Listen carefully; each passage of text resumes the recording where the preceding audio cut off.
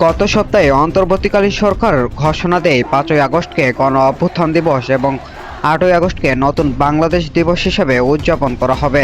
কিন্তু সামাজিক যোগাযোগ মাধ্যমে ব্যাপক আলোচনা ও ক্ষোভ ছড়িয়ে পড়ে। বিশেষ করে জুলাই আন্দোলনে নেতৃত্ব দেওয়া শিক্ষার্থীরা সরকারকে তীব্র সমালোচনা করে।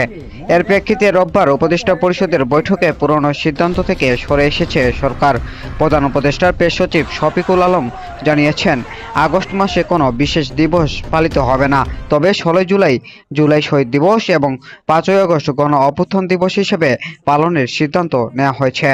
প্রসঙ্গত, গত বছরের জুলাইয়ে শুরু হওয়া গণ অভ্যুত্থানের কারণে 5ই আগস্ট ক্ষমতাচ্যুত হন সাবেক প্রধানমন্ত্রী শেখ হাসিনা। অধ্যাপক মোহাম্মদ ইউনূসের নেতৃত্বে 8ই আগস্ট গঠিত হয় অন্তর্বর্তীকালীন সরকার। সরকারের এই সিদ্ধান্ত পরিবর্তনের মাধ্যমে আন্দোলনের মূল চেতনা রক্ষা ও বিভ্রান্তি এড়াতে চাওয়া হয়েছে। তবে আন্দোলনকারীরা এখনও তাদের অবস্থান কঠোর রেখে ভবিষ্যতে প্রতিটি পদক্ষেপ পর্যবেক্ষণ করবে বলে জানা গেছে। শামীম রেজা, দেশের খবর প্রতিদিন। দেশের খবর প্রতিদিন, সত্য প্রকাশে সারাক্ষণ। সবার আগে সব খবর পেতে চোখ রাখুন দেশের খবর প্রতিদিনে।